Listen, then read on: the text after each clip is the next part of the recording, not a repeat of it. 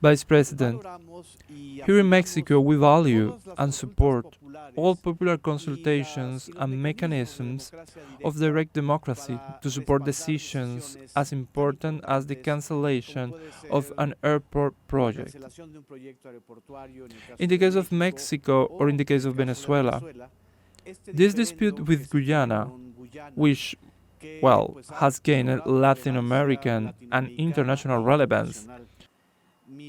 My question is, from your point of view, how will the consultation to be held next December 3 reinforce Venezuela's position in favor of maintaining the mediation of the United Nations in this conflict where there are evidently the interests of powerful transnational companies in the oil sector?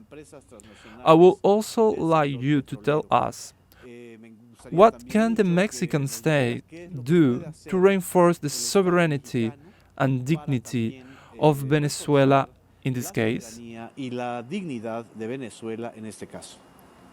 Thank you, Jenaro. This also brings us to a question that Ana Teresa had made and we didn't answer about the constitutional basis for consultation.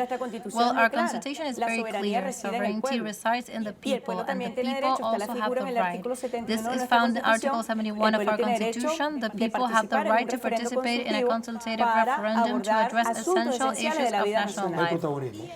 And here we are talking about the territorial integrity of Venezuela. We are not talking about just anything. It is the territorial integrity that is being consulted to the Venezuelan people. What results from this consultation will be a mandate for the Venezuelan state. What results from the consultation will be a mandate for the Bolivarian National Armed Forces. It will be a mandate for all the institutions of the Venezuelan state. Even if it is not binding? It is a referendum to consult the Venezuelan people, to see what the Venezuelan people think about these 5 questions. And then when Jenaro says, ask what Mexico can do, we have to add voices to defend our Latin America and the Caribbean as a territory of peace, because there is really a threat from powerful transnationals, from the government of the United States, from Guyana, who are threatening. It is not Venezuela who is threatening. There is a lot of money behind Guyana's campaign, claiming to be innocent victims, but their friends are the ones threatening other nations in the world. They are not the victims of the world.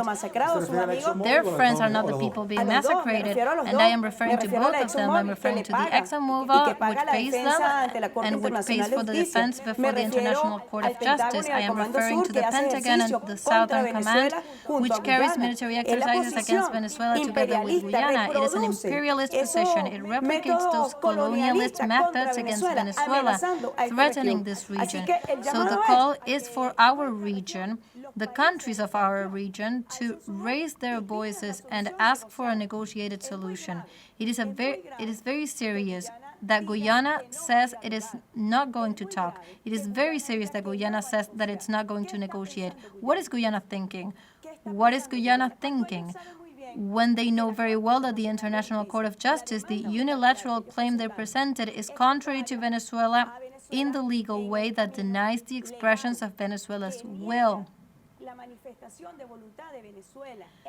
They went without having Venezuela's consent, and they should have had Venezuela's consent because that is what's stated in the Geneva's agreement. Vice President, excuse me, negotiating applies at condominium, for example?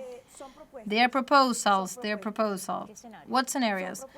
These are proposals that were even presented at the time of the negotiations with Guyana, but the question behind this is, who benefits from the exploitation of these natural resources? When you analyze the data in Guyana,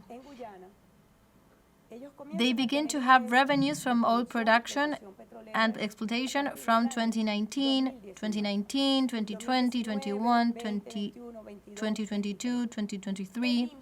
The social impact that these revenues have had has been zero in the social indicators of Guyana. This was shown in the equality indicators, in human development indicators.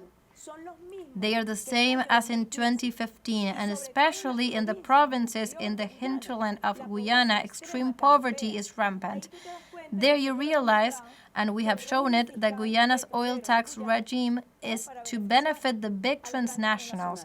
2/3 of the revenues go to the big transnationals.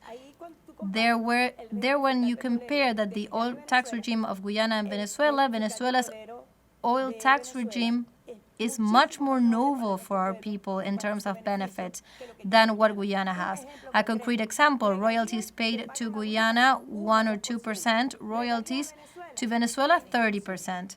There is a clear difference. Then, for whom is Guyana exploding? Why is Guyana going to a confrontation threatening Venezuela with the United States?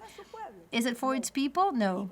And when you talk about condominium, I was telling you that there are proposals that have come up at different moments of the negotiation, but Guyana has already been very clear about its objective. Guyana was very clear on its objective to benefit the big transnationals and not the development of the people or Guyana or Venezuela or the Caribbean people.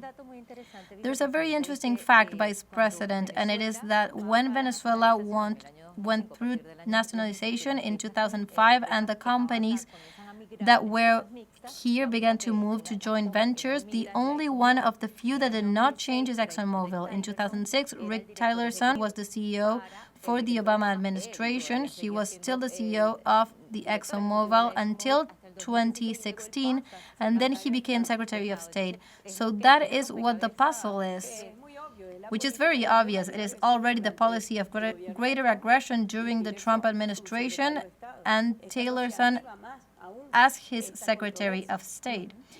It is what this controversy is further fueled, and when Guyana assumes very radical positions of turning its back on international legality, not only violating the Geneva Agreement, but also violating international law by offering territories in a sea that has not been delimited.